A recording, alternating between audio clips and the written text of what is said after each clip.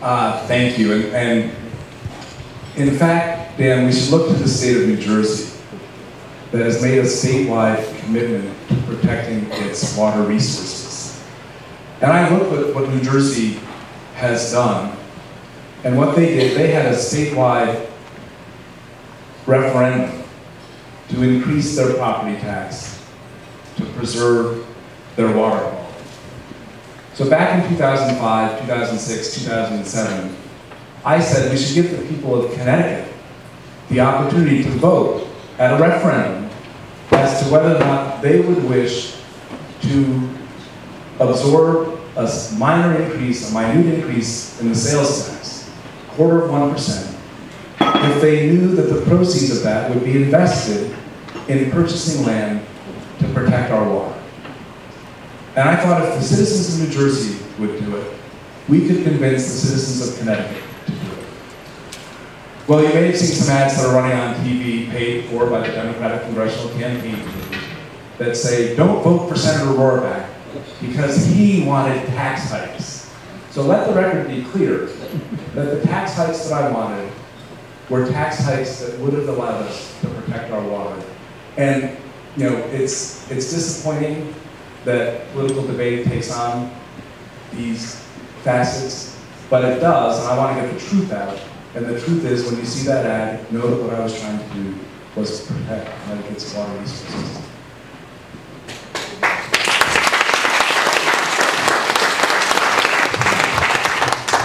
You're absolutely right. The next wars will be fought over water. And this is an imperative within our country, and it is an imperative internationally that not only that we address climate change, because it is moving where water falls. And that is going to make an enormous difference in our country. When I was in law school, I worked for the Natural Resources Defense Council. And I worked in the San Francisco office, and I will tell you, water issues in the West, they are at war already. And I spent a summer looking at and fighting the Bureau of Reclamation. It's a subdivision of the Interior Department, and at that point in the 1980s, your federal tax dollars, yours and mine, were being spent to pump water to flood the Central Valley of California, to grow rice in a desert. Sure. And that has been the kind of policies that we've had in this country that have frankly been pretty reckless and wasteful of water. And I know we have a lot here, so our experience here in Northwest Connecticut is one of abundance of water.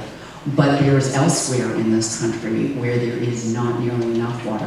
And so part of what it underscores is the importance of understanding the whole national landscape and the international landscape around water, and really rethinking in some respects our water systems. And this is why it's so important. I know Andrew's worked on it, I know I've worked on it in the legislature, I worked on it in local government, about recharge of our groundwater, about reducing all forms of nitrates, phosphorus, and nitrogen, so that we can recharge our groundwater, which is incredibly important to us, and rethinking how we do agriculture.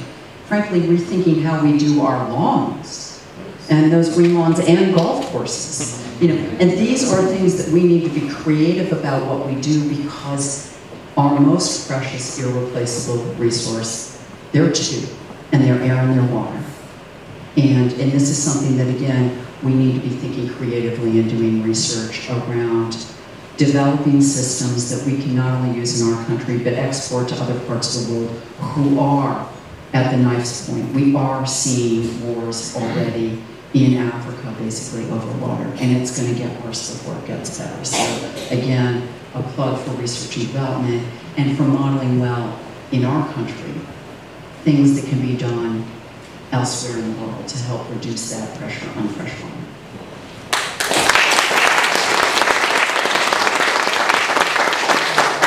Well, I think we are near the end, unless there is one last desperate kind of yes/no question, and especially from this side of the room.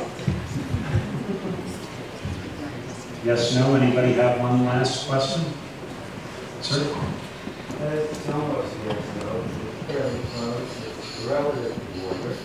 But fracking, that's not the relative to Question is fracking, yes or no?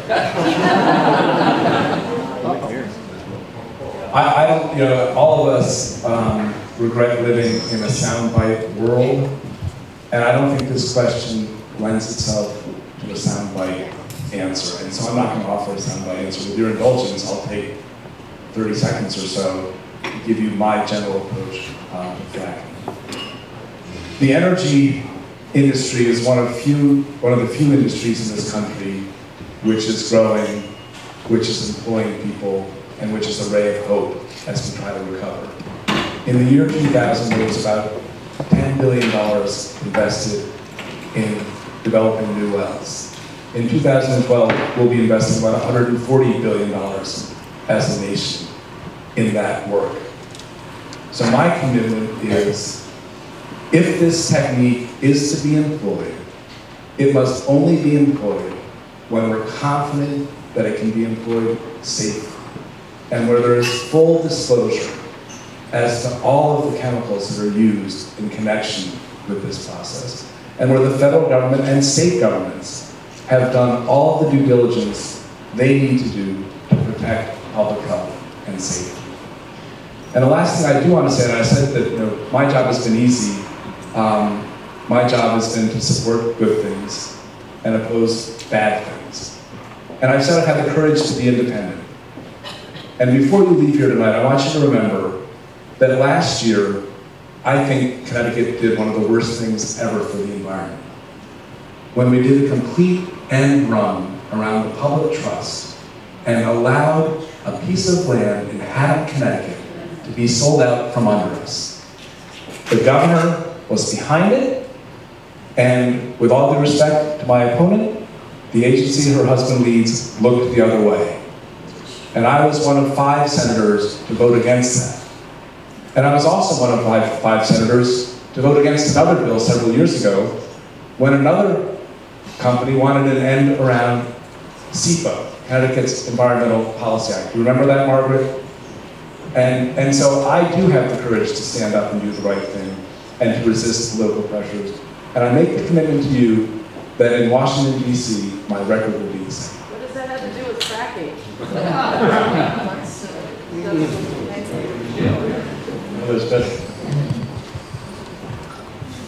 Well, fracking is something that I think is going to be a tremendously important issue over the next couple of years.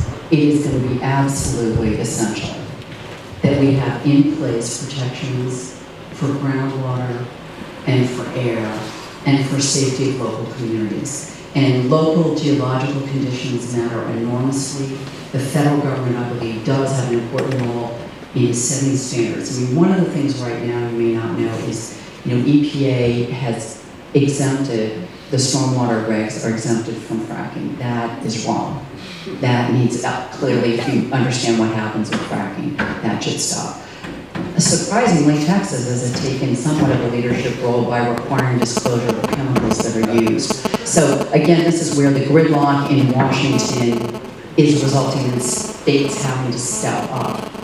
But the answer should not really be a state-by-state basis. We're having issues in places like Pennsylvania where there's serious concern about undue influence in the legislature. So again, we need to have safety, and that's safety for citizens who live in these areas. We need to have air and water regulations that are in place before we begin to figure out if this is actually, if this potential supply can be extracted in a way that is safe for those locally as well as safe for those more broadly.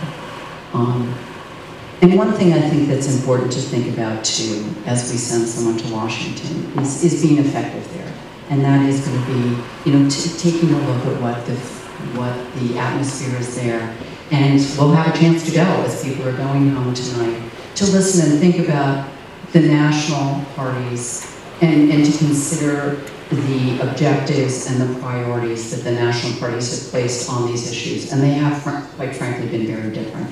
And the House of Representatives, I would argue, over the last 2 years under Republican leadership, has tried to strip EPA funding, has appointed subcommittee chairs who do not believe in climate change, and that adding votes to that caucus will continue a leadership agenda, which is quite at odds with what we have stood for here and the views expressed by my colleague Andrew here. Those agendas at the national level are badly out of step with our views. And so I would ask you to wrestle with what that means. I would like to see a national Republican Party more in line with Teddy Roosevelt, but it isn't where it is now. And that's the reality of where we are. And so I'd ask you to consider that. And thank you again, Curtis, thank you, Jean, and thank all of you for coming out tonight and being so patient.